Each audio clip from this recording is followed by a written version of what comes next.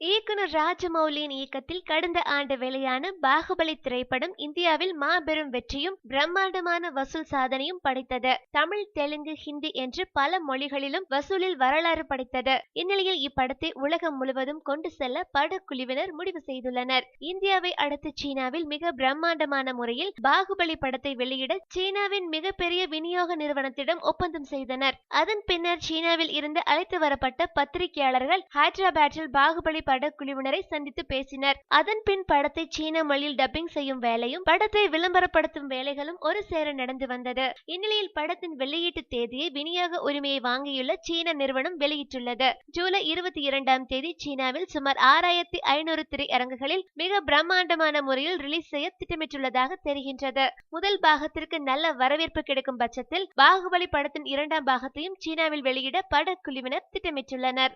மேலும் சினிமா செய்திகளை உடனுக்குடன் தெரிந்து கொள்ள கீழே உள்ள சப்ஸ்கிரைப் பட்டனை அழுத்தவும்.